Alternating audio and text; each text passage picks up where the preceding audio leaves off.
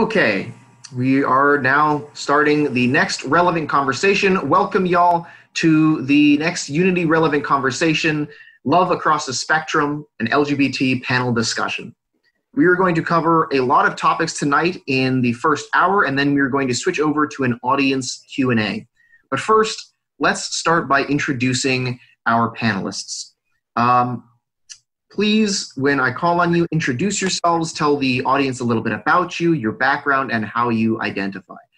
Misty Fain, you are to the left of me, so on my screen you are first. Would you mind going? Very good. Yeah, no. I'm Misty. I am a member here at Unity Bay Area, Houston. I thought we'd be there tonight, but this is very good. So yeah, I'm a member of Bay Area, Houston. I'm a Houston native. A little bit about me. I'm a graduate of St. Houston State University. I'm a lifelong Houston Astros fan. When I'm not working, I enjoy quilting and kayaking. I've got 2 dogs and a cat. My dogs are locked up right now, but my cat might make an appearance. I recently became engaged to Andy, the true love of my life, who is on here tonight. And if you, depending on your gallery view, you might be able to see her. So I'm glad that she can be here with us this way. And I am a lesbian. Awesome. Thank you. Thank you for being here. Julia? Julia Oliver, native Houstonian. Was a police officer for 31 and a half years. I've transitioned from, I'm transgender. I transitioned while on duty. I was the first active duty police officer with the city of Houston to transition. I'm a lesbian. I'm a member of the Unity Bay Area for the last 7 years or so. I don't know. I forgot how long I've been there. And I stuck around because nobody bothered to shoot me when I came through the door. So, oh, thank you. I left other churches because I literally got death threats from other ministers because I embarrassed them by coming out when I was a police officer. So I stayed out of the churches for several years because of that. But I don't know what else I could say. Oh, I'm no longer a police officer. I write historical romances. So I guess that's what. Yeah, the biggest thing about me is I'm a published author. That's my dream one day. Good luck. It's fun. Thank you. Mary Helen? Well, I'm Mary Helen Merzbacher. I was born and raised in the Houston area. I came out as a lesbian about 1971. So I was into the bar scene for many years. I think I was a lesbian long before I was a feminist. And I really became politicized in the early 1980s as far as working for lesbian, gay, well, really equal rights for everybody, because that's the idea that I thought feminism meant. It meant everybody is equal. Genders, gender identification, whatever. So I have that history. I worked for KPFT for a few years. After that, I worked for Catholic Charities, so I wasn't really openly out, shouting or anything. I, of course, always go to gay pride and am friends with a lot of activist people in the old days. Haven't done a whole lot lately. I've been more into my spiritual side for the last few years, let's say. I guess, so that's what I do. I'm really active at Unity Bay Area, Houston, and that's what I do. I'm a student of Unity, and I guess I've been more in my gender neutral stage, but I of course identify as a lesbian. I'm not in a relationship currently, so it's highly theoretical at this point. Okay, well, thank you, Mary Helen, Julia, Misty. Thank you all for being here. We're going to. And I'm Ryan. I'm the host. I'm the administrator and social media manager at Unity Bay Area Houston. I write fiction and nonfiction. I've published short stories, but I have yet to publish a book, as some of us here have been lucky enough to do. So without further ado, let's dive into the first question. I have been reading a lot about LGBTQ people's journey from denying who they are to accepting themselves and becoming proud of their identity. What was this journey like for you? Did people accept you at first? What was this journey like? Let's start with Misty. Thanks, Ryan. So, the one thing about denial, when I think back on it to my early teenage years, I don't know that I was in denial. It was more like I didn't have a concept of what homosexuality was.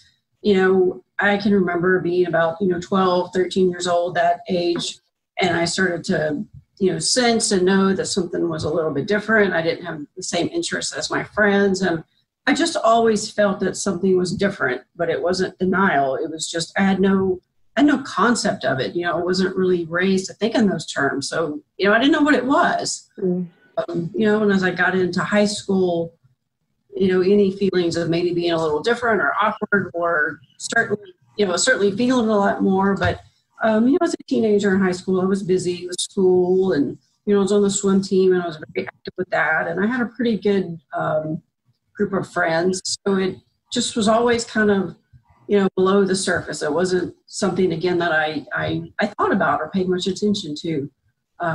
Not that high school was this great, fun, easy time, because it wasn't. There was, a whole lot going on, but it just wasn't something I was really aware of. And I'll say when I got to college, I really started to maybe, be more aware. Then obviously when I got to be, to that age, I was understanding. Of course, this is the early 90s, so you're starting to hear more about it. That's when I really started to feel like, yeah, okay, this is it. I am gay, definitely. And that, when I was in college, is when I think I was, definitely in denial. And I can remember even, during that time, I didn't know what to do with it. I never told anyone, never. I did not tell anyone. I just had like these, internal conversations, like, what am I going to do? I thought that when I graduated from college that I should, move to a different town. I just didn't know how I was going to live my life. And,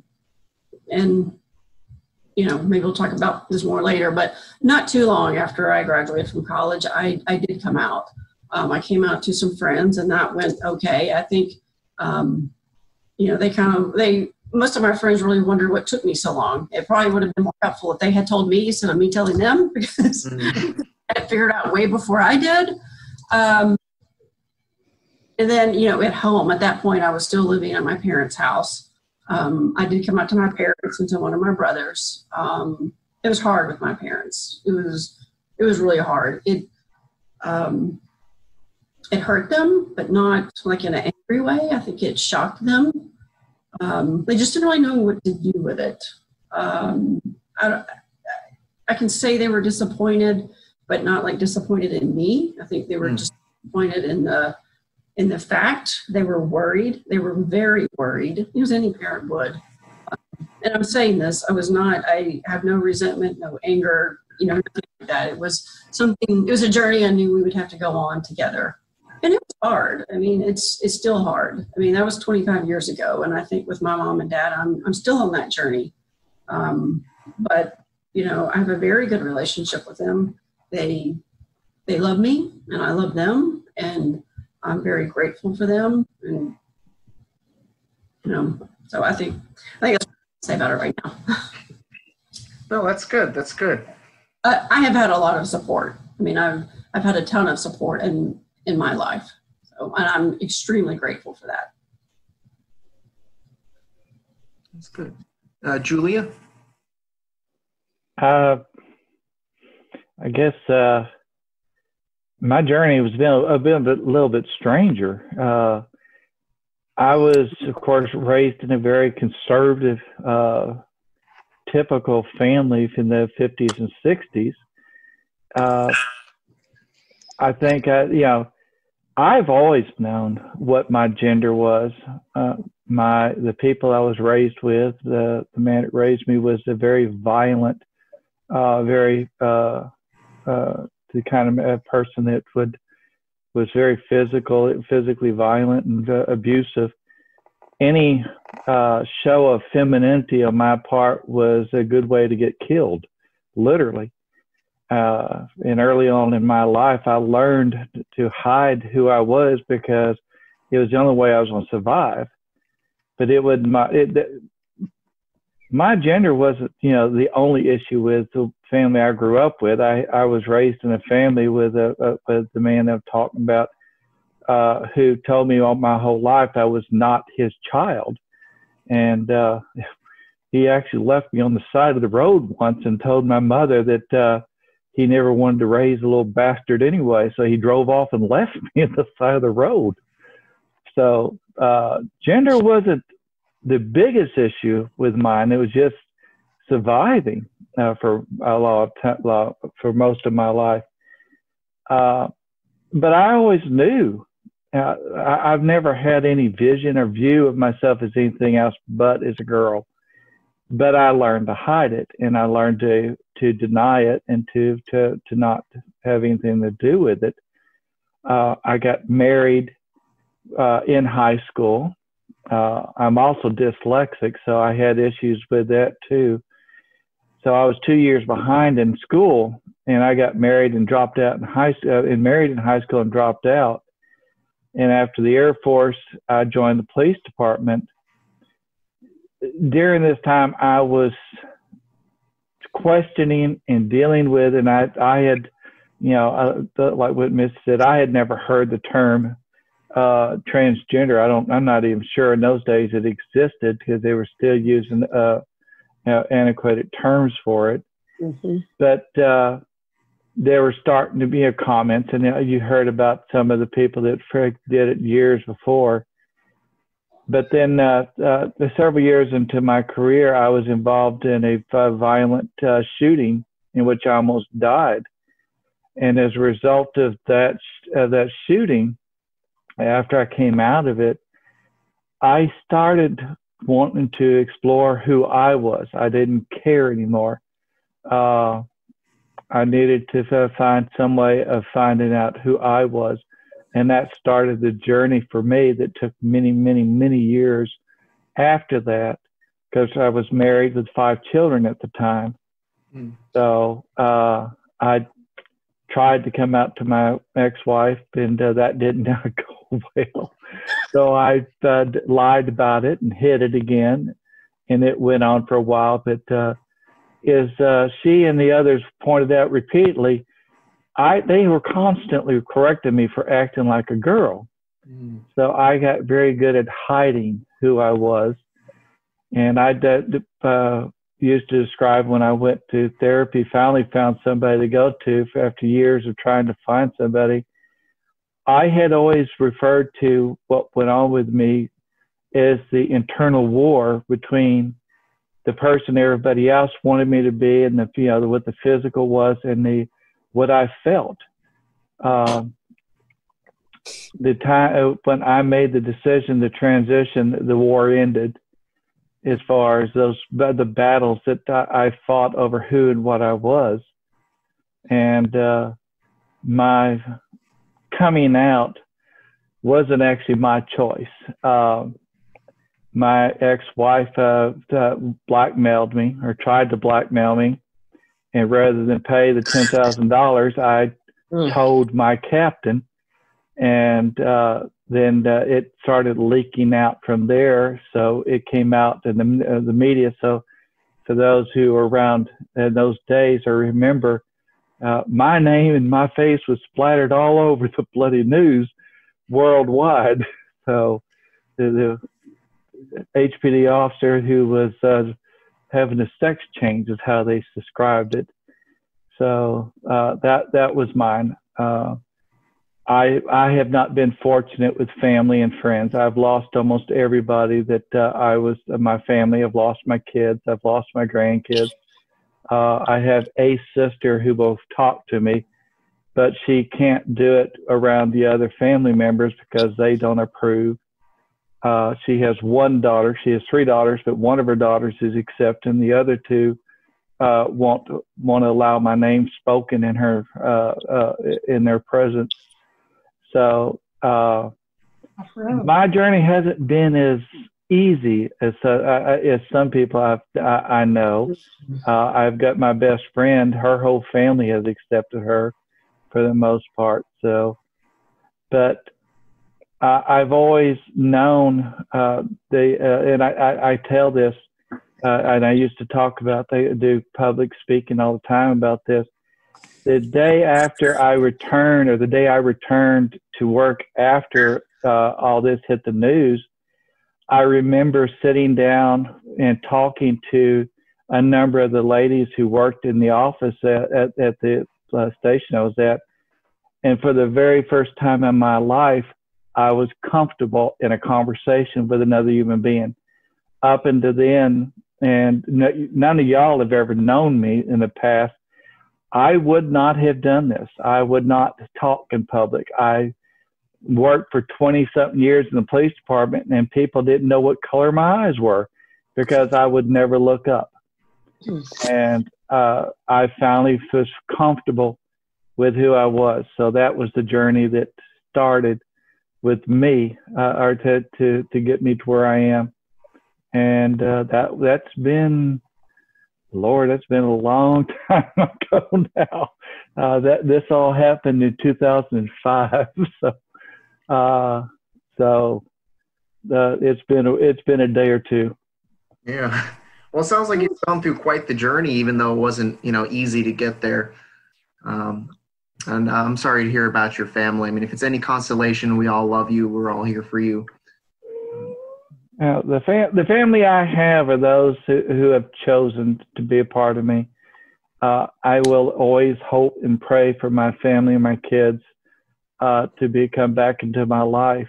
But I spent 30 years of my life dedicated to fighting for the rights of everybody to believe as they want, and to follow their beliefs. I can't.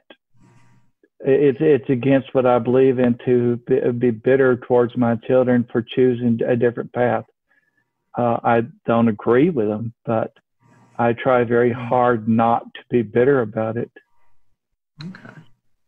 Yeah, and we'll come back to the activism subject later. Mary Helen, what about you? You want to know what my coming out journey was like? Yeah, or coming to acceptance with it and all that.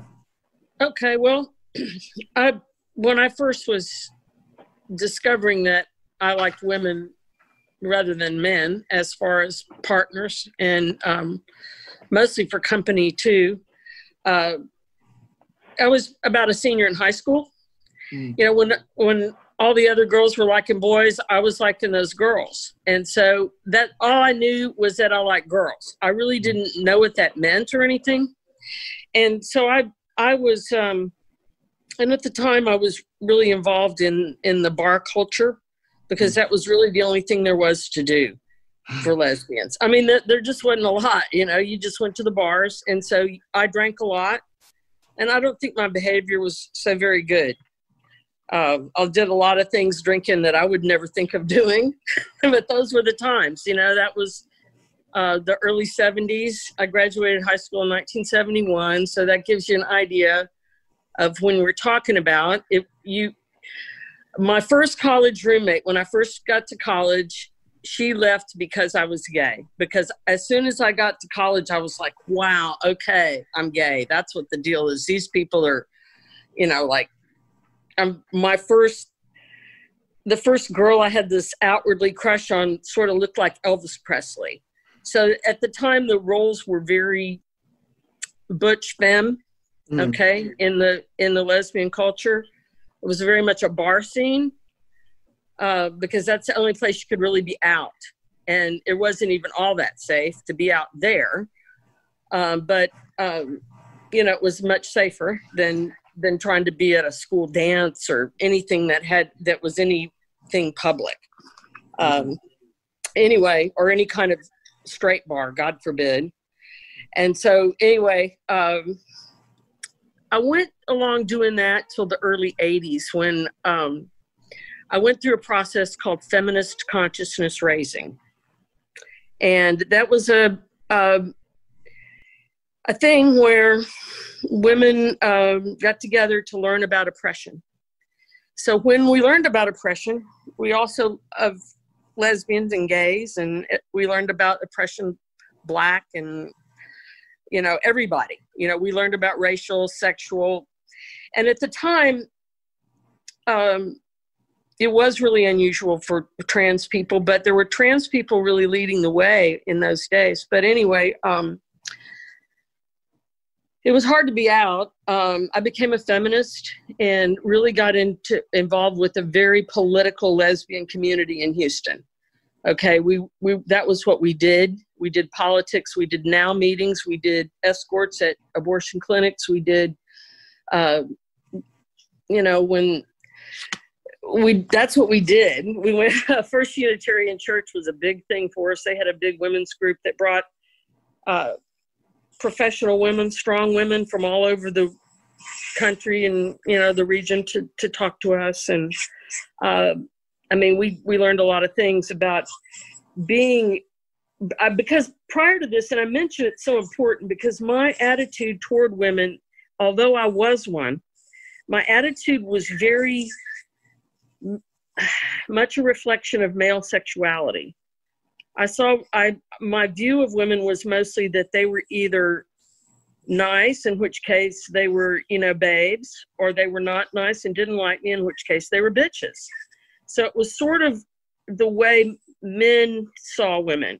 And I learned that through this, you know, learning to see what was going on with myself. So I became more, I actually quit drinking like 1985, so that helped things out. I liked my behavior a lot better. I went to work for KPFT in 1986, 87. I was part of the staff, and we had everybody there. And it was a very politically charged environment, very diverse. And so I was very out then. I was on some radio programs, Lesbian and Gay Voices at KPFT. We had one of our members was a dispatcher at HPD, one of the collective that produced the program. Anyway, I went to work in, when HIV hit, I really felt that I should try to help my gay brothers. You know, it was really taking, it was bad news, okay? So I saw people getting sick and dying, and, you know, I was out and everything. I ended up going to work for the People with AIDS Coalition at the Thomas Street Clinic, running their volunteer program and trying to basically get patients' rights. And it was a very much of a, well, it was like the ghetto clinic, okay? Mm. I mean, it had all manner of pestilence, fires and floods and insects and whatever. Anyway, I worked there, and then I ended up working for Catholic Charities after a little stint in the hospital district, and really couldn't be very out there. You know, I mean, everybody that knew me knew I was out, but I didn't really go around waving a lot of flags. I would, you know, do things, but you know, when you work for Catholic Charities, you don't espouse beliefs contrary to what their party line is. And that's just, you know, that's kind of, although it's very ironic, because if you look at a gathering of religious, be male or female, they look like, I mean, your gaydar is going off all over the place. I don't know what they're actually doing, but they definitely, you know, you think that it's a gay confab, but it's priests and nuns. Anyway, no, it's not the Women's Music Festival. No, anyway, so I ended up moving out here because Houston's getting too much, and you know, there was no Comets to go see. when we had the Houston Comets, all the dikes had all the seats. So we really liked that. But once that was gone, it's like, I'm leaving town. So I came down here where I like it. And anybody that knows me knows my sexual orientation or whatever you want to call it. I call myself a lesbian. So that's, that's it. Thank you. They like me anyway. They like me in spite of it, because of it. It doesn't really matter. So that's the way it goes. I mean, it matters to talk about. But and one of the things that you said towards the end there takes me to the next question, that all of you have been part of Unity for some time now, but you all are very familiar with, either personally or through what you've heard, that not all churches in America, in fact, a lot of them do not accept transgender people. They don't accept LGBT people. What would you say to people who believe that people in the LGBT community are somehow sinful or unnatural? What would you say to that? Let's start with Misty. Would you like to go first? Sure. Yeah. Thanks, Ryan. Yeah. When I think about it, I have had some of those conversations in the past, and everybody has different beliefs. People are brought up different, and when I've had those conversations with people, if someone wants to have a conversation and understand and tell me, their concerns and, just really kind of have an understanding conversation, I'm okay. And I'm happy to do that. And I'm, also happy to respectfully agree to disagree. It doesn't bother me if people have different beliefs. I have a cousin that I'm very close with, and I know how she was raised. She was raised in the same church I was. And she has stuck with that. And so she, holds some things very dear to her that I know have some contradiction with, the close relationship I have with her. We're very close, and I was recently talking to her. I said, you're always so supportive. I hope you know what that means to me. You're so supportive, and you're always happy for me no matter what's going on in my life. And she says, well, I love you. That's the key. But, I know that, some people are going to, think those things about, sinful and unnatural, and you're going to hell. And, if somebody like that wants to have that conversation, I'm just not going to do that. If someone wants to use scripture to belittle or bully, I'm not doing that. If somebody wants to just shout, I'm not doing that. I don't have the bandwidth for that, and I'm going to engage in that. So, okay. It depends on where it's coming from and what the purpose is. Yeah. How do you gauge? Is there a way that you can gauge the obviously there's some people who are very, very, venomous when they come at you with it. It's very clear they're not looking for a discussion of any kind. But for the people who it's not as obvious, are there telltale signs that make you say well, maybe let's think of it in a constructive way? Is there some signs that tell you the person actually might be just curious? Maybe not leading with it's unnatural or sinful, but how do you know if somebody comes to you and they want to learn more versus they want to judge? Is there a way to tell between the two? I mean, it just depends on how you've gotten to know the person, and you just have to kind of go with your gut a little bit, and you really have to listen. And, somebody you're having that sort of conversation with, you want to assume that you know them and already in some way. You've been exposed to them, whether it be, or some sort of organization, something. You're going to know something about them before you ever get there. And, you can have social media fights all day long with perfect strangers, and that is the most unproductive thing you can ever do, and I would never do that.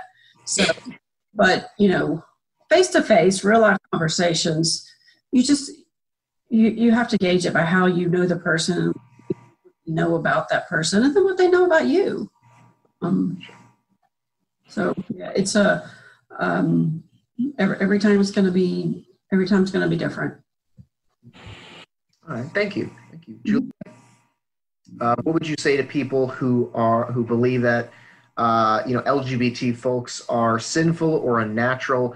And then as an extension to that, like how do you have conversations with people who are or how do you tell when somebody is genuinely interested in learning more versus only there for a fight? It's really not that hard to pick out people who are being sarcastic and belittling when they're asking questions. Generally, I've said this. I did this quite a bit when I first came out because my coming out was so public. I didn't have the same the same experience that a lot of people in the community, either the gay or the trans community, have, where you get to pick and choose who you tell and how you come out. My coming out, like I said on the introduction, was worldwide. Literally, I got a phone call from somebody in Paris, France, who saw it on the news. It was worldwide. I had people, family and people all over the country.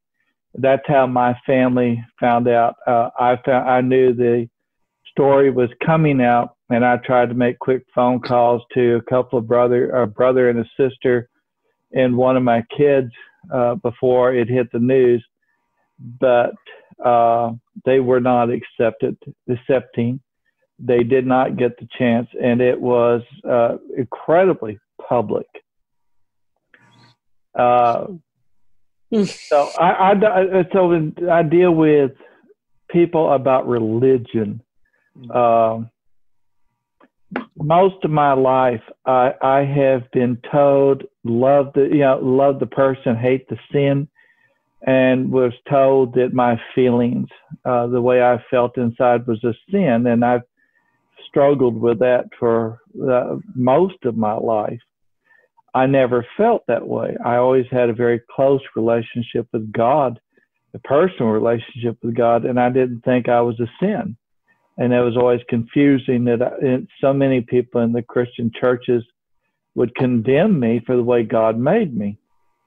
But it was literally, I struggled with this until into my 40s, because I did not transition and finally come out until my late 40s. So this was something that I hid partly because of these comments from the churches.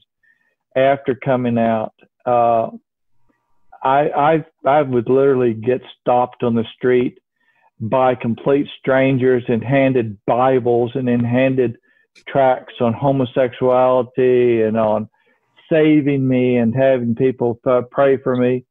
I had literally letters from some very well-known, and I'm sure y'all know who they are, ministers who wrote me hate letters that were sent through the police department. So I'll stay with the religious part, because I had that happen for other reasons, from other sectors too. How do I deal with it? Just, I'm 63 now.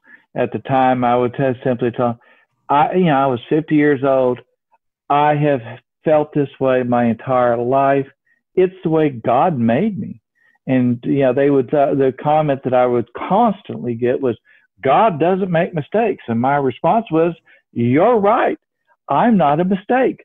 I am exactly how God wanted me to be. This is what God wanted me. This is His plan.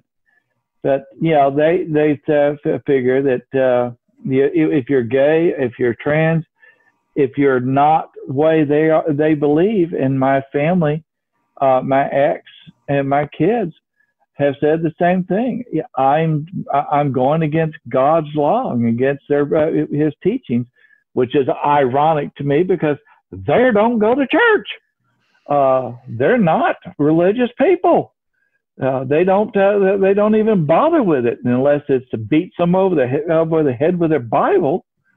So, you know, and like what Misty said, you know, one of the comments or one of the things I learned early on in law enforcement, you can't argue with a drunk. Mm. Well, you can't argue with the religious fanatics. Mm. They are going to believe what they believe.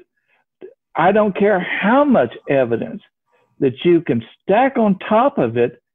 They are not going to believe it. It's going to be a false scientific stuff. There's now scientific evidence that goes to prove that we're born this way. But by God, they know the Bible. They may not go to church, but they know God tells them that I'm not supposed to be this way. I'm not supposed to be gay. I'm not supposed to be trans. And I didn't ask their permission. Literally, my ex and my kids got pissed when I came out because I didn't ask their permission to transition. So it's like, sorry, but you can't argue with them. You know, and as far as talking to people, I have not done it as much in the last few years. But when I first came out, I was a great many people in the community thought I was the poster child that should be standing up because it was so public. And I did a lot of public speaking. I went to a lot of community. I talked to not only to the general community, the straight community, but I would go to the gay and lesbian community centers and talk, because there's much misunderstanding in the gay community as there is in the straight community about who and what we are. So there's just a lot of information. So I would talk. Education is the only way for anybody to overcome the prejudice or ignorance. So I've never minded talking, but you do get a sense from talking to people when they're just trying to mess with you and ask stupid questions, and those who are seriously curious and interested and trying to learn. And you just have to be sensitive and try to learn to talk to them about them. So and that goes the same thing for the religious part of it as it is anything else. Okay. Well, thank you. Yeah. No, that was one of the other questions was regarding religion. How has Unity, like I know Unity, we view LGBT people exactly as you said. You know, God makes no mistakes. So there's nothing wrong with anybody who is LGBT. God paints with all the colors of the rainbow. Some people come out literally rainbow. That's just how it is. Mary Helen, I will unmute you. Did you want to weigh in? What would you say to people who say homosexuality and being LGBT is a sin or unnatural?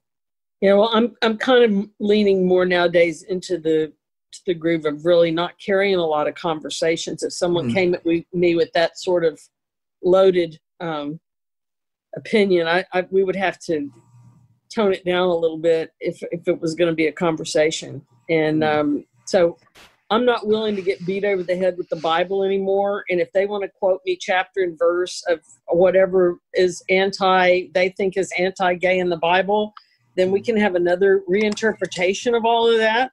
And I can bring some chapters and verses too, but usually they're not really into that. If they want to ask me some questions about what my life is like, I'll be glad to answer them. But I'm not going to get into a lot of debate with, it's like Julia said, what is it? If you try to argue with the pig, it just makes you look bad and it pisses the pig off, or there's some kind of saying about that. You're just going to end up looking defensive. And, Unity has really changed a lot. Okay. Because Unity did not used to be as accepting as they are now. Mm-hmm. They had nothing in the order of an inclusivity statement when I first went to Unity in 1979. And you know, a lot of the women that were ministers were attached with men. And, you know, in order to be validated, a lot of them, you know, that was kind of Myrtle Fillmore's entree. She might not have ever been listened to if she would have been a single woman. But the group has changed a lot. It's changed. It has modernized. It has gone ahead of the times. Unity has, and the metaphysical interpretation is kind of what you have to, you know. It's, I mean, and I've gone to the length of telling people, you know what, your church doesn't look at the Bible the same way as I and my church do. So that's going to be a fundamental rift in our thinking if we allow it to be so. So that's about all I can say to that.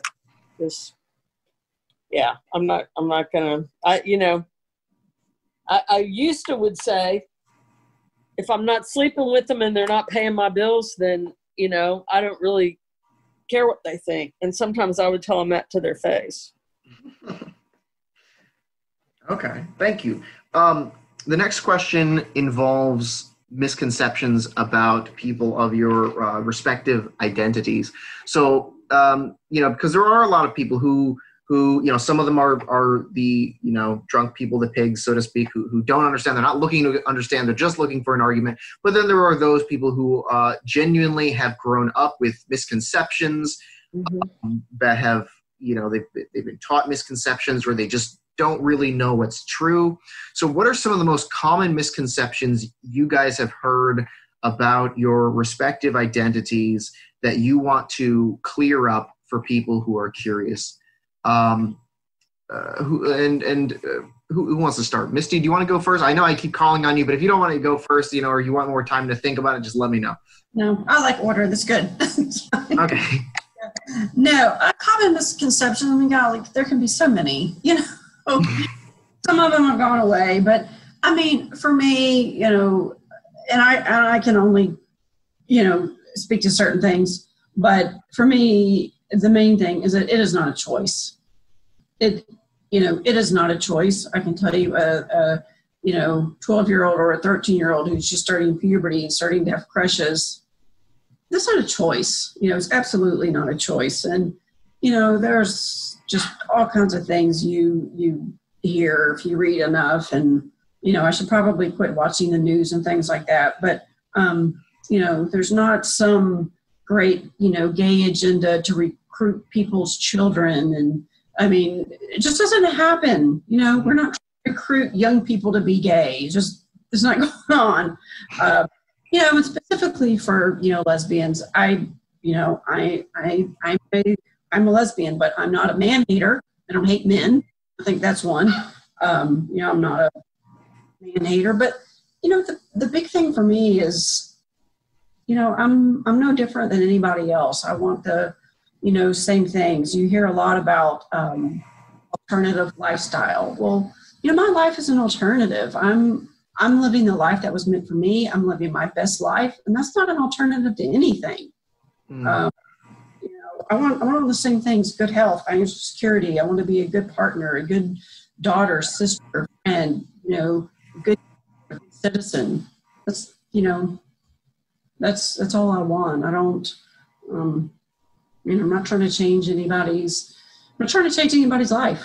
You know, I'm not trying to push my views on anyone unless, you know, my view is that everybody should be kind. I would like to push that on more people. But so, yeah, it's, you know, people, you know, it's funny the things that people will say, not even like realizing it. And, you know, it's okay. I mean, people are just doing the best they can. And I just remember this one time I was going to get fitted for new glasses, and I was, you know, looking at all the frames, and the lady came up and she was going to help me pick some out, and she just looked at me and she looked at all the glasses and she said, well, she said, I guess you probably want something a little more sporty.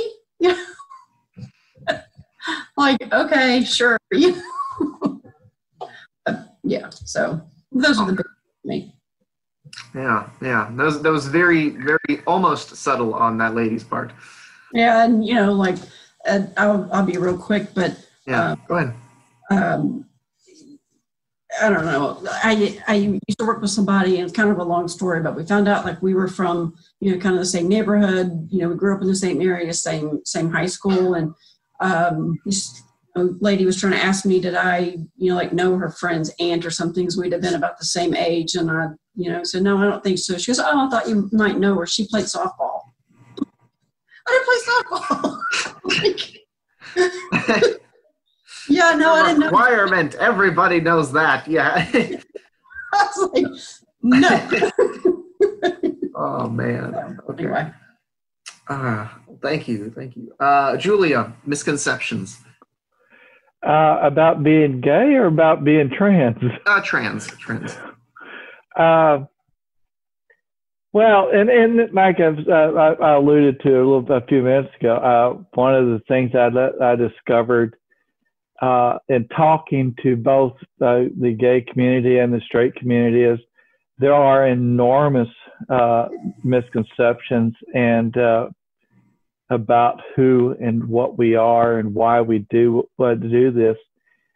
As I said in my opening, I literally have no physical memories of not being a girl. My earliest childhood memories were of being a girl and being corrected for it. And as Misty said, when you're 5, 6, 7, 8 years old, you're not thinking about sex. You're not thinking about these things. You're just wanting to be like the other girls. And like I have 2 sisters. I just wanted to be treated like my sisters, be able to dress like my sisters and do what my sisters were doing. It never dawned on me that I was supposed to be different until, of course, the corrections that I was given early on. So there are a lot of people, I've heard, these comments and that, that we're just men in dresses. And I think the hardest thing for most people to understand is to actually say transgender, which I have adamantly, even to the professionals, disagreed with the way the labels and the terms are used currently. Transgender is what is known as an umbrella term that encompasses the entire spectrum of the people who are gender questioning, which runs the gamut from cross-dressers to drag queens and drag kings and genderqueer and gender non-conforming and so on and so forth. It's a huge spectrum. Those of us who are like me that are transgender, that we make up literally the smallest segment of the community. And we generally are the most invisible ones because we tend to blend back into the community. And speaking both of the, since I'm the only one here to do it, for the men and for the women, once you go through transition, especially the guys, they blend right back into the community extremely quick. Their transitions are about 2, 3 times, 4 times faster and quicker than the women because hormones. There's only one guy that I can see. I think I see a name that might be male hormones. Is horrible. It is absolutely horrid for anybody who does not want it in their body. It changes everything, and every human being, male or female, has both hormones in their bodies. So it changes you. And that is the overriding hormone that takes over, even for somebody who, ironically, like me, when I got tested, they discovered the estrogen levels I had in my body were of that of a normal woman. I already had high levels of estrogen, but the small amount of testosterone overrode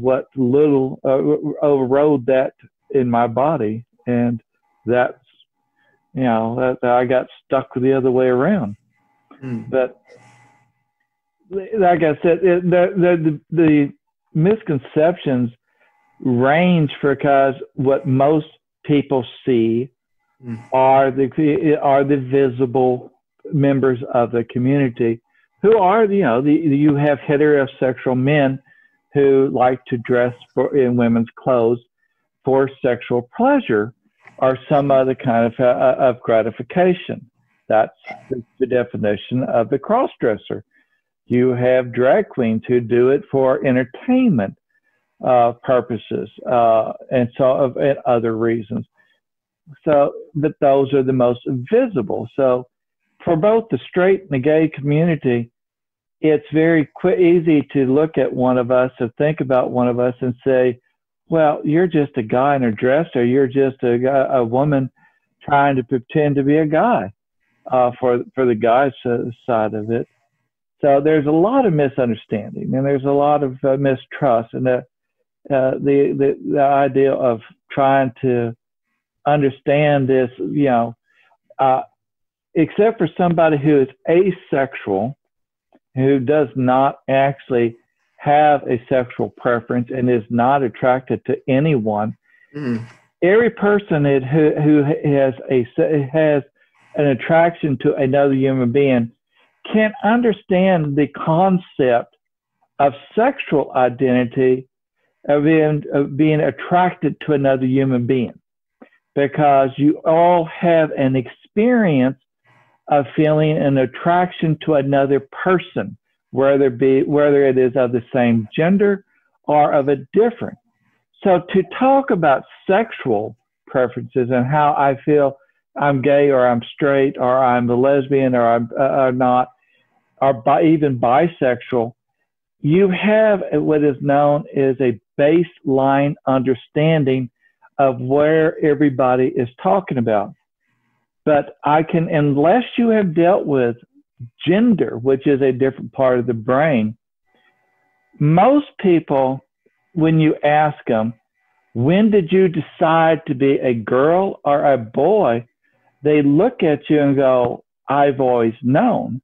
And for people like me, it's the same answer. I never made a decision to be a girl. I've always known what gender I am, but it's a lot more difficult for people to be able to grasp that concept if you have never struggled with it. So, and that becomes the basis for a lot of the misconceptions of who we are. And then, without getting too detailed in a mixed group of people, once again, when you say transgender, if you're even talking about people like me, you have people who have gone through and had surgery, all of the surgeries for females, for women, and then some that don't, and some of them because they choose not to, some of them because of medical limitations they can't, and also because it's bloody expensive. Even for the women, it's cost prohibitive to do the surgery.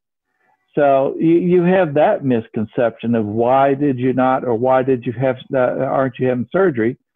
And then for the poor guys, the surgery is even more astronomically expensive, and it's life-threatening.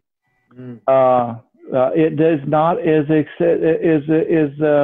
successful as it is with the women, because the biological necessities of what changes and what it entails it's not as successful. It is not as performed as often, and they have a lot more issues. So and I'm trying, like I said, I'm trying to talk for both the men and the women at this point, but it leaves a lot of misconceptions about who we are, what we are, and why we've done what we have. So yeah, it's a subject that I could probably spend hours on talking about, and actually have in some of the classes and some of the meetings I've spoken of earlier. So that's the cliff notes on it. Yeah, I had no idea. I mean, I figured it was expensive, especially in America. I didn't know it was so dangerous and life-threatening, especially one, male to female, than the other way around.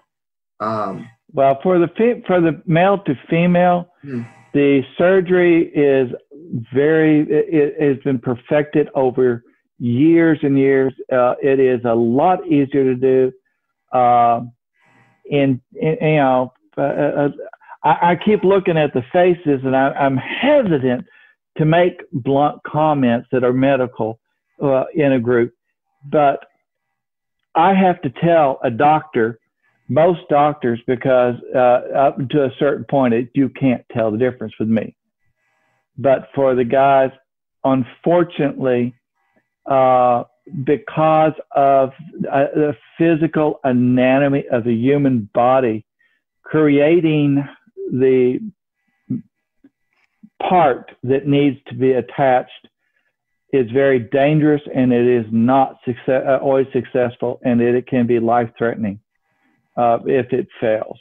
So there's a lot of them that don't have the surgery simply because it's expensive and it's not always successful. And there are a number of other issues that I won't go into in a non-trans community, simply because it's not something most of y'all really want to hear about. I have no problem speaking to people privately about it if you want to hear, but I'm not going to go into details. But yeah, it's different for the guys, unfortunately. For the women, the surgery has been perfected for over 60-something years. And it is down to a point now that it is incredibly successful, and the surgery makes it is very good. Yeah, so. Well, that's good. Mary Helen, did you can you think of any more misconceptions for your respective identity that you'd want to clear up? Here, wait, hold on. Let me. You got to unmute yourself. I think y'all touched on a lot of them. I really especially like what Misty said about, because you're a lesbian, you don't hate men, because it's not about men. It's about a woman loving a woman, and that's the other thing that Julia mentioned it. That's sometimes hard for people to understand, is how can someone transition from male to female and then be a lesbian? So it's about how you see yourself. And I guess it for us, it's so ordinary in a lot of ways, even though it's been there have been struggles, but it's our ordinary life. And so I usually can boil it down to people as like, it's like everybody pays taxes. So it's really, that's a lot of times what you have to boil it down to to people, to just basics is, when it comes to equality and understanding. And like I said, if people have questions, I'm glad to answer their questions best I know how, based on my experience. And I am really glad that it's better for young people now. Oh yeah. That's one thing that was worth it. I don't think, obviously we didn't go far enough, but it is better for people that there's not quite the misunderstandings that there once were. When I was first coming out, it was really hard for drag queens, and a lot of people, they didn't like trans or drag queens or anybody that cross-dressed or there was a lot of prejudice within the gay community within what we learned was internalized homophobia, and that was that's hard to deal with, but it's an education process even within the gay community, because gay people have the same racial bias and the same separation issues that every subculture seems to have, and and this us against them mentality sometimes, and that's one of the hardest parts of being involved in political movements, and it is that part that, well, there's just some subsection they don't like. Yeah. Or just some little, those trans people, well, we like you lesbians and everything, but, only 2 at a time. We don't really like a whole big group of them. So just, there's I think we've touched on a lot of them though. So, yeah. And we're going to have a few more questions here before we open it up to the Q&A, the audience Q&A. But briefly, I want to touch on bisexuality, which unfortunately we do not have represented here tonight. I myself am not bisexual, but I have lots of friends and I've known people who are bisexual, dated some bisexual people. And I think one of the biggest misconceptions about bisexual people is the same that goes with that is put on all people in the LGBT community's heads, which is that they are somehow confused about their sexuality. And that is simply not true. They are attracted to both the male and the female sex. And so some people don't quite understand this, and they think that bisexual people are switching their sexualities based on who they're dating at the time. So if they're in a heterosexual relationship, the misconception is that the bisexual person is actually heterosexual at that moment. But that's not really true, because they still retain that attraction to the same-sex people when they're in a heterosexual relationship, and vice versa. You can think of it like tossing a coin, right? If you toss a coin and it comes up heads, it doesn't mean the tail side stops existing. It's still there. It's just not displaying it at the moment. Another misconception when it comes to bisexual people is that there's some kind of sexual or romantic quota. So you might have somebody see a bisexual person date a woman, and the next relationship they date a woman, and the next one they date a woman, and then that other person will be like, well, hey, hold on, wait a minute, I thought you were bisexual. Why are you only dating women? And it's not like there's some kind of switch in a bisexual person's mind where they wake up one morning and they go, oh, well, wait a minute, I've had sex with this many women, I've got to balance out the scales here. It's not like that. Just because they are attracted to people of both the male and female sex doesn't mean that they are attracted equally, or that they are going to pursue them in the same situations. Another misconception, this is the last big one, is that bisexual people are inherently more promiscuous, or they get around more, or they are more open to sex, which has led a lot of bisexual people, from what I've been told, to be propositioned as a third in heterosexual relationships, like as part of a threesome, where people will be like, oh, well, you're bisexual. You're attracted to both men and women. We're man and woman. Have sex with us. So there's this misconception that bisexual people are more promiscuous, and that's absolutely not the case. And I think it comes from this idea that, and it's a wrong idea, but the idea is like, if you are attracted to more types of people, you have a bigger pool to pull from, for example. And that doesn't quite pan out in reality. And I'll put it like this. Imagine you graduate from college with 2 highly marketable degrees. So theoretically, you should be able to easily find business, if you know what I mean. But just because you are interested in a company, let's say, does not mean they're interested in you. Or just because a company wants to hire you doesn't mean you want to work there. And in the same way, bisexual people can be attracted to people who are not attracted to them, or people can be attracted to them who the bisexual person does not want to have any relationship with. And then, and this is a big one, is for people in the LGBT community in general, is you can be attracted to somebody whose sexuality doesn't mesh with yours. You can be a woman attracted to a woman who turns out to be straight. Some of my friends who are bisexual, they started out thinking that I was gay and they wanted to date me.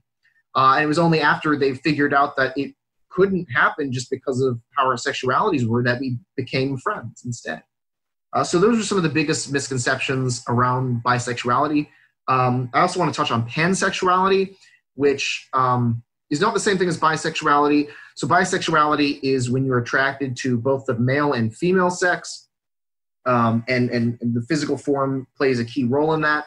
Pansexual people are attracted to people regardless of their biological sex or their gender identity, which is different from bisexual people. One of the ways that might help you remember this, because this is a bit of a newer term that people are using, is pan as in panorama shot, right? When you take a panorama, it is this wide sweeping shot all across the scene. And similarly, pansexual people are attracted to people all across the wide spectrum of sexuality and gender.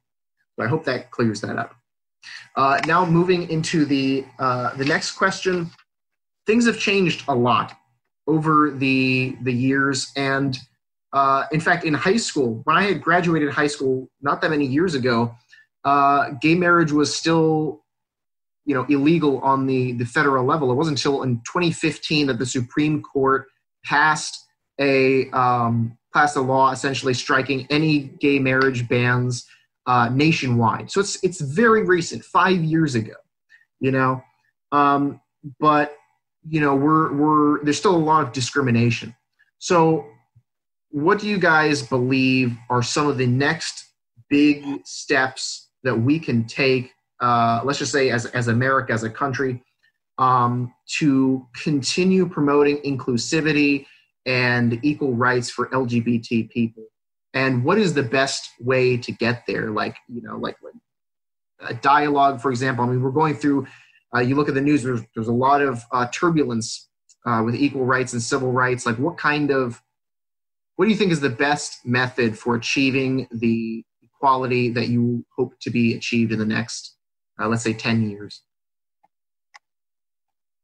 Who wants to go first? And if you need me to repeat the question, I know it's kind of all over the place with it. Yeah, so I guess your question is what do we think needs to change? What's going to be the best way to bring about change? Yeah. I mean, advocacy and people being willing to, come out, speak out, but also, everyone. I strongly believe that if you want to be heard, you have to be willing to listen. And I think that's what a lot of us are not doing right now, is we're not listening. We want so much to be heard, but we won't stop to listen.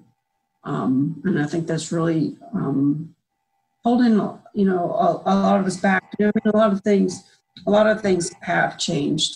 I mean, you can start with the decriminalization of being homosexual. The end of don't ask, don't tell. A few years ago, same-sex couples, having the right to marry. But, you hear more and more about, the hate crime laws. So, and then also, homosexuality has just become more and more accepted. And, Mary Helen kind of made a reference to this earlier. A lot of gay and lesbian people, like in Houston, it's not just all, centered down in Montrose right now. We've moved out of Montrose. We live in Clear Lake and League City, and we're here in the suburbs, right?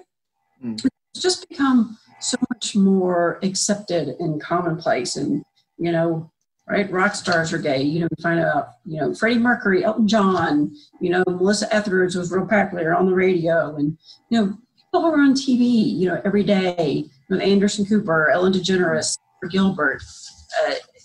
It's just kind of not, not such a big deal anymore.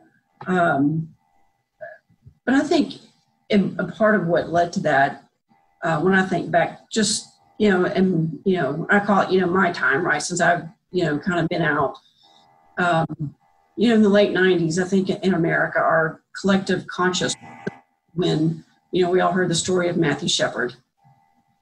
And I really believe that was a turning point. Not only the story of Matthew Shepard, but then not long after that, we all finally heard the story of what happened to Brandon Tina. And, that was a very popular movie, true story. So I think that got more people to thinking. And, going forward, that's such a hard thing to answer because there's such strong feelings. And then when you put religion in it, it can be very emotional, very charged. I'm not going to compare it to abortion, but kind of, right, because you get that religious aspect of it.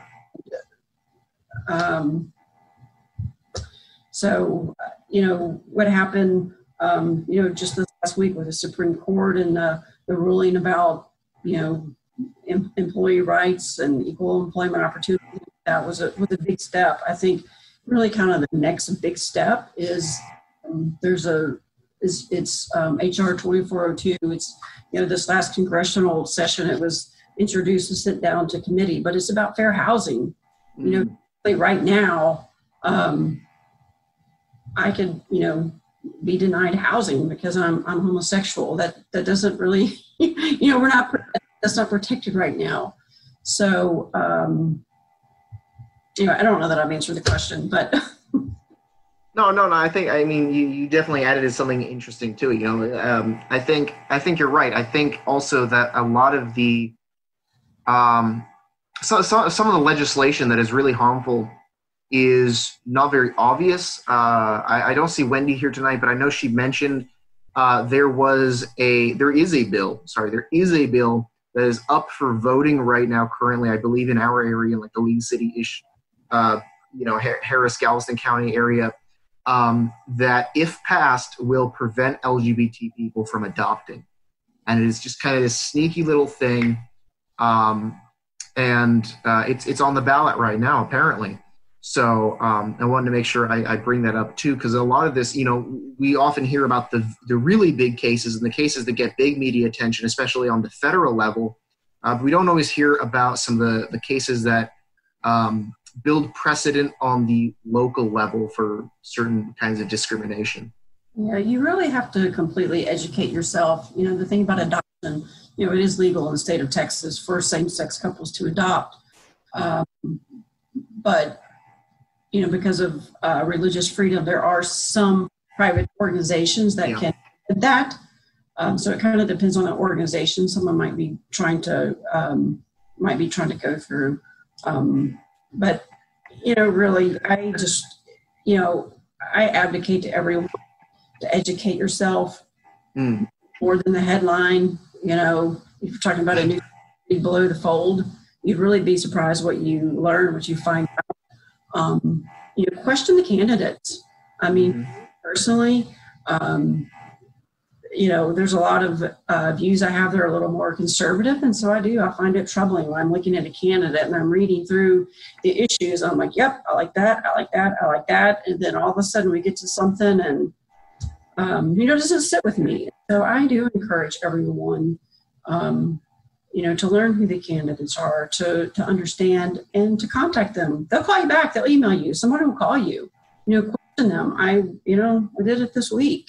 Or I did it twice in the last week. I got 2 very good responses. So, push them. And I don't just mean, our senators in Congress, city council and everybody. Really, really push them and let them know what's important to you and question them. Yeah. It's good advice. And I can second that about them getting back to you. They are a lot more responsive than you might believe. Sometimes there's this misconception about elected officials or people running for office, that they're kind of in this isolated tower while they're running, and they're not really willing to listen to people. And oftentimes they have staff specifically so they can hear what people are saying. So really, if you do have questions about politician's stance or something like that, reach out to them. Julia, the same question. What kinds of progress would you like to see happen in the next, let's say, the next decade, and how do you think that kind of progress could be achieved? Well, I'll second what she said, what Misty said. We need to vote. We need to choose the people that we're putting into office. I'll admit, I really was naive 4 years ago. I did not believe that there was that many people in this nation that would elect Donald Trump with the record that he had. The last 3 years have been an eye-opening to the number of people. I've faced individual prejudice and bigotries and hate. I really did not realize it was that widespread. We need people in office who is going to make the laws and the protections that we currently had, that he is trying to get rid of, part of the law of the land. So we need to elect politicians and people who are going to protect all of our rights. So electing, paying attention, participating, being an activist, being out there and being the voice for not only us, but for everybody is one of the things we need to do. I was reminded when you were asking this question of two situations that are from my past, they are relevant. So I'm going to give them both very quickly. When I first came out, within the first year or so, I was pretty shell-shocked. I was on autopilot. I really didn't know what I was doing. And I was fortunate to go to a college that had a guy that was speaking on LGBT rights at the time. I think at the time it was gay and lesbian rights that he was speaking on. And he was a gentleman who was, I believe at the time he was in his 70s. He may have been older. He was a Baptist minister, he had been until the Baptist church threw him out. But he had been a minister, a deacon. He had been in the church for many, many years, for most of his life. And his son came out as gay, and he struggled with this, with the problem and the issue for several years. And then he and his wife finally decided that they couldn't turn their back on their son. Unfortunately, they only had less than a year after making this decision and reconnecting with their son, when he was killed at the college and the university he was going to in a hate crime. And a week later, his boyfriend was murdered at a different university in a hate crime. And it shook him to the core. He became a big part of PFLAG. I don't know I'm sure some of y'all have heard of it, but it's parents and supporters for gays and lesbians, and it now includes transgender. But he was talking about this, and one of the comments that stuck with me, especially at this early point in my life, like I said, he was in his 70s, maybe his early 80s. He said the issue with the gay and lesbian community right now and what's going on is his generation. Until his generation dies and is buried, and the one behind him dies and is buried, it's not going to change, because they were taught from the pulpit these prejudiced it has no bearing in fact, but they are repeated over and over from the pulpit, and people just keep hearing them. And I have seen over the years since I've come out, just in the short period that I've come out, the attitudes are changing, especially amongst the younger generation. They're no longer accepting these dogmas that they are taught from the pulpits. They are making their own questions and asking the questions of what needs to be done. And that's part of what's making the changes that we're seeing today. And I'll go farther back to when I was a very young child. I believe I was in my teens. I won't say. This would have been in the 60s or early 70s. And I remember hearing a black man speaking, and he made the comment that most white people were terrified of him and his family because they had no idea who he was. And by moving into their communities, into their neighborhoods, and allowing people to get to know him and his wife and his kids, and getting to know that they were just the same as them, that they worked and they loved and they prayed and they did all the same things that their white neighbors did. And they started to lose this mystery of who they are. Then you can't combat the prejudice because it's ignorance to start with. But when you don't have anybody that's showing you what these people are normally, you can't overcome it. And it's the same for the gay and lesbian community and for the trans community. We are now, as Misty and as Mary Helen said, we used to be clumped together in Montrose, and not just in our Montrose, but nationwide, we were gathered in communities for self-protection. Mm. And we have, in the last 10, 15 years, began to move out into the suburbs because attitudes are changing. And my neighbors around me, I don't walk around with it printed across my chest, but I don't hide it. Mm. So people are getting to know me, and they know I'm just the same as they are. I cut my grass every Friday. I take the trash out twice a week. I do all the same stuff that they do. I go to church. I do all these other things. Getting people to understand that we are the same as them is part of overcoming this. So it's, you know, I used to talk about this. It's the quiet people who's your neighbor who you come to realize they're no different than you are. And it's also the act-ups and the activists and the people who are standing up and marching and hollering at the top of their lungs that we have these rights. It takes both. Yeah. And it takes everybody working together, both for voting in and finding politicians who will stand up for our rights, as well as those who are going to move into the communities and say, I'm here, and I'm just like you. Yeah. And I like what you said about the people, the quieter people, because right now I'm reading this book on introverts, and it's talking about like when you want to change the world, but for the last 100 years or so, it seems like the world, especially in America, is telling you that in order to change the world, you have to, shout and be loud. And so hearing you say that quieter people, and by extension, introverts also have a role to play in creating big social change.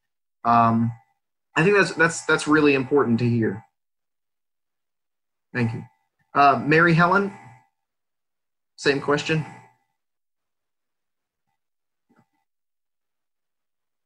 Wait, hold on. You're not muted. Okay, go ahead. There we go. I think it would do us, move us ahead a great deal if we ratified an Equal Rights Amendment to the United States Constitution. I think when that went down the tubes in the 1980s, it was a forebearer of the ability of politicians to dictate what rights we can have and what rights we cannot have. If we're going to depend on, as a minority, if we're going to depend on the majority to give us rights, we're going to keep struggling and struggling. So we need, because once we get one thing, just like Roe v. Wade, once you get, the struggle's not over, because they're going to keep on eroding away little by little. And I know that's what's going to, I've seen that happen with the legalization of gay marriage, okay, for instance. So now you have the, restrictions on people's health care, or you have restrictions on their ability to serve in the military. These are all, to me, they're all tools of one instrument of oppression, which is called sexism. And homophobia is a form of sexism. Transphobia, all the fear that people have of a sexuality different from their own, a lot of it is based on misogyny and the mistreatment and oppression of women. And that has to be addressed along with racism. And, I hope that we can band together as people, as oppressed people, with, women, Black people, brown people, people of color, people of different religious backgrounds, people of different, and that's what I see in the streets right now. So I do see a lot of hope in young people because they are more inclusive. Back when we were doing these struggles, there were so many Black leaders that were straight slaters. Okay, there were Black people that couldn't accept, they're Black leaders in the churches fighting racism, but they're darn sure don't want queers around. And so, just all these fractions, people just separating off, and no, I can't be for them. I can't be for those Black people because I'm not Black, I'm white, and, I may be gay, but I'll get my rights because I'm white. Well, no one's free until we're all free. Okay? If anyone's oppressed, we're all oppressed. And I think the Equal Rights Amendment will go a long way to that. Otherwise, we just keep, 2 steps forward, 1 step back, and we keep on having to spend all this energy. And, coming out was a big thing. When people started coming out, Harvey Milk was right. Come out wherever you are. People, gay and lesbian, transgender, whatever you want to claim, we need to be out. And that doesn't mean we have to be marching in the parade, but it does mean that you have to, if you encounter homophobia, you have to say something. You have to, just like you do with racism, you have to say something. So I think I do see a lot of hope in young people, and that is really the only hope. I sort of agree with the dying out of the generations, but not really, because there are, young racists and homophobes just being fed at the moment and ready to take their place. So, I do think to take care of that once and for all with an Equal Rights Amendment is the way to go.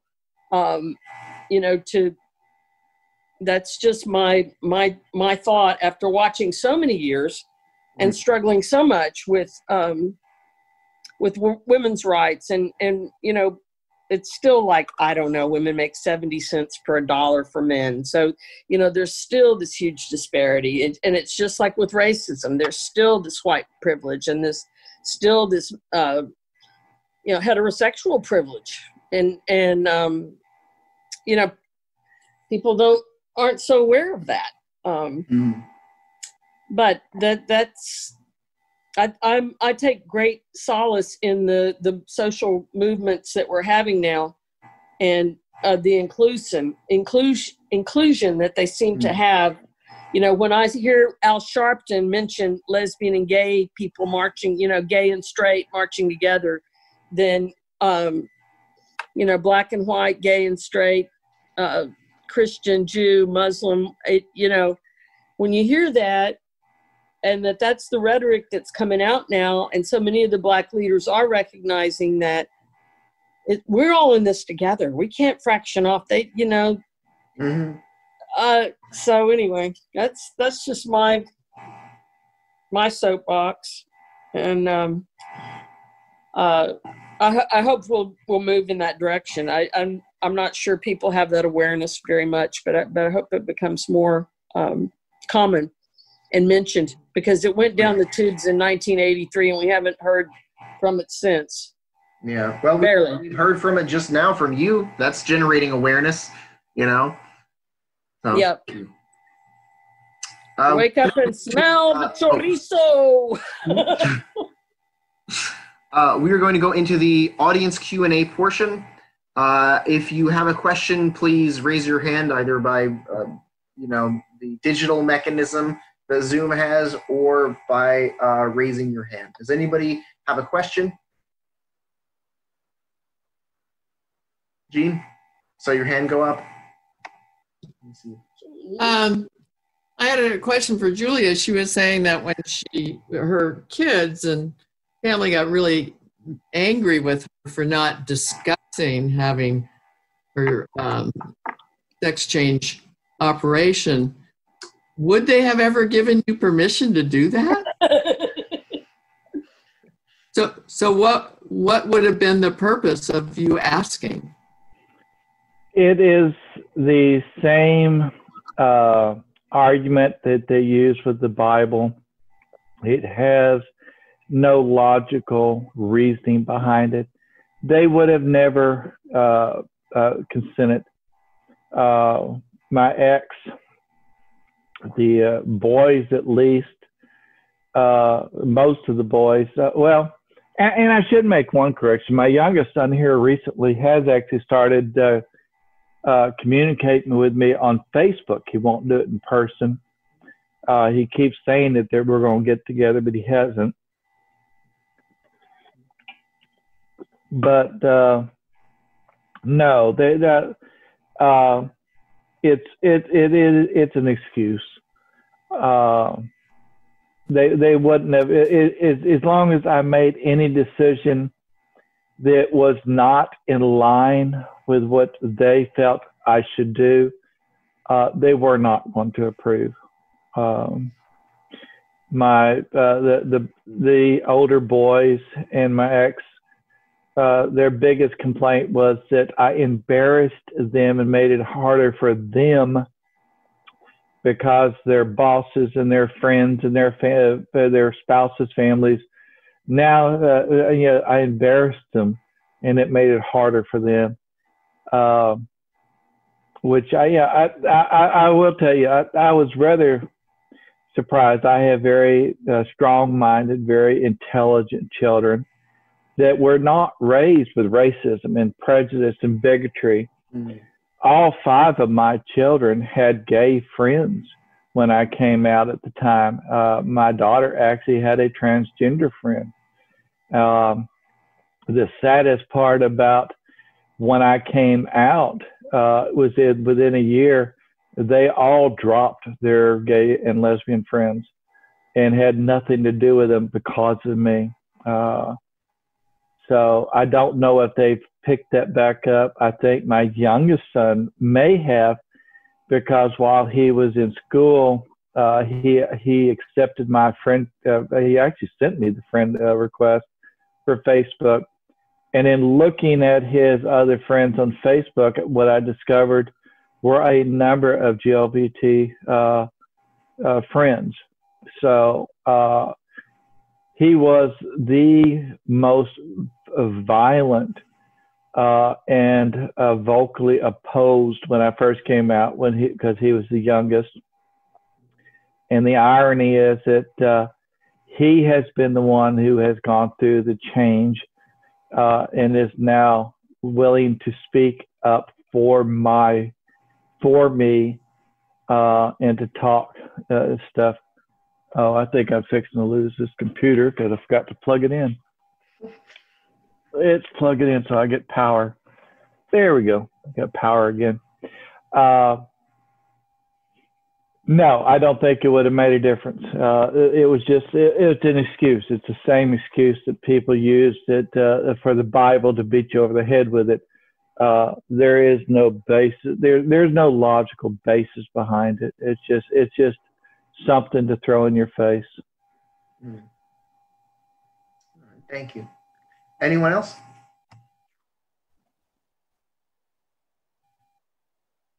Okay. All right, we are just running a little bit over time. So with that, I will wrap this up. Thank you all for being here. Thank you to our wonderful panelists for being here, for being open about your experiences, for sharing your wisdom with us. Thank you all for being here. Thank you to our guests for attending. I hope you all have a wonderful night. We've all got a lot to think about. Thank you all, and have a wonderful rest of your night. Hope to see you all. Thank you, everybody. It was awesome. And if there's more we can do to support you, let us know. And we'll take all these good ideas and put them into action.